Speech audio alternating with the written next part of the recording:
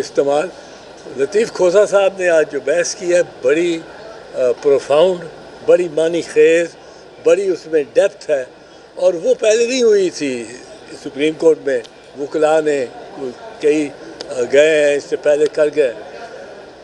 ان کا یہ ماننا ہے، اور انہوں نے یہ باقاعدہ حقائق سے، ججمنٹ سے، ڈاکومنٹ سے اور آئین، دستور جو مختلف ملکوں کے ہیں ان سے یہ اس نے بتایا، انہوں نے بتایا کہ یہ جو فوجی عدالتیں ہیں یہ وہاں لگتی ہیں جہاں ایک قبضہ کیے والی قابض فوج ہو، جس علاقے پہ، جس ملک پہ فوج قابض ہو، اور فوج اپنی ہو یا غیر ملکی ہو، وہ قابض ہو.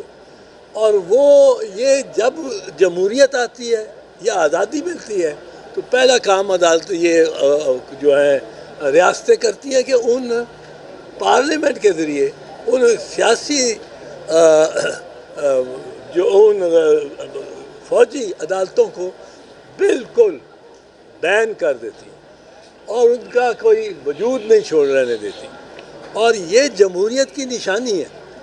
اور جو یہ ہے فوجی عدالتیں، یہ نشانی ہے کہ ریاست کمزور ہو رہی ہے.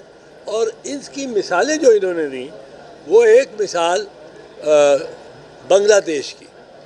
بنگلہ دیش بنا جب آپ نے فوجی عدالتیں لگائیں، سویلینز کو ٹرائی کرنا شروع کیا، سویلینز کو سزائیں دینی شروع کی. یہ جو فوجی آرمی ایکشن ہوتا ہے، یہ آرمی ایکشن کیا ہوتا ہے؟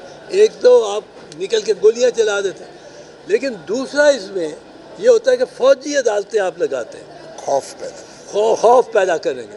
لوگ اتنے سارے جو ہیں وہ سب کے سب خوف زدہ نہیں ہو سکتے. جب ہجوم ہو جائے، جب 24 کروڑ ہو جائیں تو پھر ان میں خوف نکل جاتا ہے. اور وہ دوسری مثال جو انہوں نے دی اس کی طرف آ جاتے ہیں، وہ ہے ترکی. ترکیہ میں فوجی بغاوت ہو گئی. ترکی کو بڑا تجربہ ہے فوجی حکومتوں کا، اور ایک ٹرکش ماڈل کہا جاتا تھا، جس کو آج کل ہائیبرڈ ماڈل کہا. ایک ٹرکش ماڈل تھا کہ فوج پرماننٹلی حکومت میں رہے گی اور سویلینز کے ساتھ مل کر وہ حکومت کرے گی، پر ظاہر ہے فوج کا پلڑا بھاری ہوگا، جس طرح ہمارے ہاں آج ہوا ہے. اب وہ آبادی اس کو اب جب انہوں نے یہ 4-5 سال پہلے 2019 میں کہا، انہوں نے اب جو مارشل لاء لگایا اور ساری چوکیاں، سارے چوراہے، ہر طرف فوج سارے ملک میں پھیل گئی، اور اس نے اپنے تسلط جما لیا، تو لوگ باہر نکل آئے. اور لوگ اتنی تعداد میں نکلے، اردوغان نے ایک کال دی کہ نکلو، اور اس وہاں جو سکوائر ہے، تحقیق سکوائر، یا وہاں آپ اس علاقے میں آ جاؤ. اتنے لوگ آئے، فوج نے ٹینک کے گولے بھی چلائے، فوج نے ان کو تباہ بھی کیا، مارا بھی بڑا، پر لوگ ٹینکوں کے آگے بھی لیٹ گئے، کیونکہ فوجی ریاست ان کو پتہ تھا ٹرکش آرمی کا ایک پولیٹیکل رول کانسٹنٹ تھا. یہ اردوغان نے آ کے ختم کیا، اس بغاوت کے بعد ختم ہوا، ورنہ ان کا کانسٹنٹ رول تھا اس میں. تو کھوسا صاحب نے بتایا کہ یہ جو ترکی میں انہوں نے جب انقلاب کا رد انقلاب کر دیا، رد انقلاب کے بعد انہوں نے جب ریسٹور کیا، انہوں نے فوجی عدالت کو زیر زمین اور زمین دوز کر کے بھی کوئی 6000 فٹ نیچے لے گئے. تو فوجی عدالت نہیں. چلی میں یہ ہوا، وہ پینوشے ایک بڑا ڈکٹیٹر تھا، بڑا. چلی میں جب مارشل لاء وغیرہ ختم ہوا تو فوجی عدالتیں ختم ہو گئی، اور انہوں نے پاس کیا. ارجنٹینا میں فوجی عدالتیں کافی عرصہ رہی. جنرل ویولا تھا ایک ان کا، ایک اور جنرل تھا، 2 جنرلز کی مسلسل حکومت رہی، اس میں فوجی عدالتیں نہیں. اس میں بے انتہا لوگ، ہزاروں کی تعداد میں गुमशुदा हुए। उधर लोगों ने स्ट्रगल की, स्ट्रगल करने के बाद फौज पीछे हटी और फौज को बैरक्स में वापस जाना पड़ा, तो फौजी अदालतें भी ख़त्म कर दी। ये चीज़ें, ये जो इन्होंने बताई, और बांग्लादेश वाली हमारे लिए इबरत का मकाम रखती है जो खोसा साहब ने वहाँ बताई। और खोसा साहब ने ये भी बताया कि जो काबिज़ फ़ौज होती है वो अपनी हो या गैर मुल्की हो, काबिज़ है।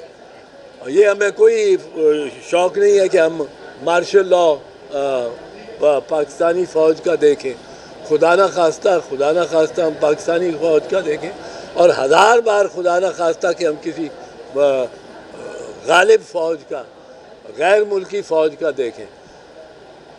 हम उस जद्दोजहद में आज़ादी की, हम हर एक के साथ पाकिस्तान की जंग लड़ने को तैयार है, लेकिन इस वक्त मैं उसको डाइवर्ट नहीं करना चाहता, इसमें लग जाऊँ। ये चीज़ जो है ये रोज़ाना कहनी पड़ती है 10 मरतबा वज़ीर आज़म को, क्योंकि उनका रिकाउंट होता है। अभी आपने 4 मरतबा कहा है कि हम फ़ौज के साथ हैं, 6 मरतबा आज अभी कहना है, वो गिनती होती है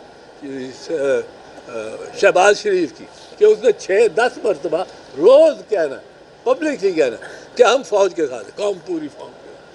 तो वो ये मैं उससे बात नहीं कर रहा हूँ, मैं ये कहना चाहता हूँ, ये इन्होंने जो बात की कि बांग्लादेश हमसे क्यों टूटा, हमसे इसलिए टूटा कि वो वहाँ फ़ौजी अदालतें लग गई। तो ये खुदा के वास्ते ये फ़ौजी अदालतों की बीमारी जो आपने ले ली है, और फ़ौजी अदालतों के बारे में एक और इनकी दलील वो ये मैं अर्ज़ करता जाऊँ, बाकी मैं इन्हीं को कहूँगा बात करें, पर वो ये दलील कि फ़ौजी 3 अफसर बैठे हुए, तीनों अफसर, एक कर्नल 2 मेजर उसके, अब तीनों अफसर फ़ौजी वर्दी में, यानी फ़ौजी डिसिप्लिन में, और ये अदालत अजूबी है। इसके तहत तो एक फ़ौजी बावर्दी फ़ौजी का भी ट्रायल इस फ़ौजी अदालत में नहीं हो सकता। क्यों? क्योंकि इस फ़ौजी अदालत में ये है कि ये 3 अफसर यहाँ अडयाला जेल में बैठ कर और मुल्ज़िम के खिलाफ सारी कार्रवाई को सुनेंगे, खुद आप बैठे हुए, उस पर जिरा को सुनेंगे, और गवाह पे जिरा को सुनने के बाद वो मतलब है बहस को सुनेंगे, सारे डॉक्यूमेंट को देखेंगे। वो 1 हफ्ता लगा देते हैं ट्रायल में, क्योंकि ये जल्दी करते हैं। वकील भी होना चाहिए, जो इन्होंने वकील नहीं दिया। अब वो फैसला कौन करेगा कि मुल्ज़िम गुनाहगार है या बेगुनाह है?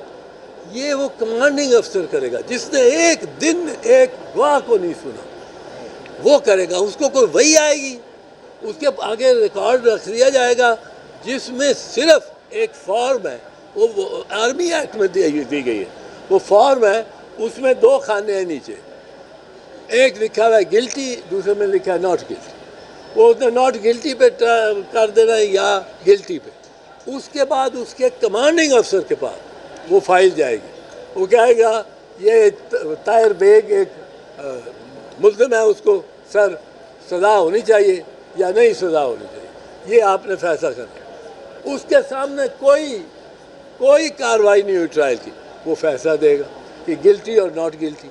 अब ये इसके होते हुए ये ट्रायल किस तरह फ़ौजी अदालतों के हम कबूल कर सकते हैं या कुछ, या पाकिस्तान के सिविलियंस को ट्राई कर सकते हैं? सॉरी, देखें